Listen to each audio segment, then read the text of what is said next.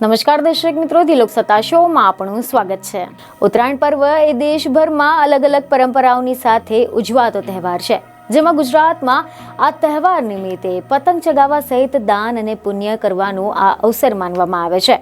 પરંતુ ગુજરાતના એક જિલ્લામાં આ તહેવારની અનોખી પરંપરાની સાથે ઉજવણી કરવામાં આવે છે। જી હા, સાબરકાંઠામાં આદિવાસી વિસ્તાર માટે ઉત્તરાયણ આ દિવસે આગામી વર્ષનો વર્તારો જોવાનો દિવસ છે। આજના દિવસે દેવ ચકલીની પૂજા કરીને તેને ઉડાવવામાં આવે છે અને તેના જ આધારે આગામી વર્ષ કેવું રહેશે તે નક્કી કરવામાં આવે છે।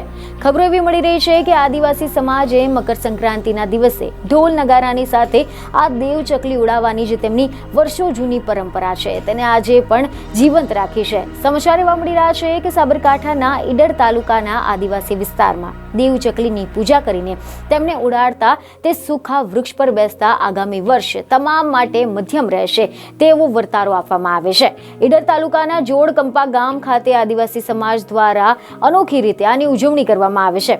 મકર સંક્રાંતિ, જેમાં આદિવાસીઓના જે પૂર્વજો હતા તે પૂર્વજો દ્વારા વર્ષોથી ચાલતી આ જે પરંપરા છે તે પરંપરા મુજબ આ દિવસના રોજ જોડકંપા અને આજુબાજુના વિસ્તારના લોકો સાથે મળીને ઉત્તરાયણની ઉજવણી કરતા હોય છે, જેમાં ઉત્તરાયણની વહેલી સવારે ગામના લોકો દ્વારા એક ચકલી પકડવામાં આવે છે અને ત્યારબાદ ગામની બાળકીઓ દ્વારા આ દેવ ચકલીને ઘી, ગોળ તેમજ તલ ખવડાવવામાં આવે છે અને ત્યારબાદ આ ચકલીને તિલક કરીને ઉડાવવામાં આવે છે।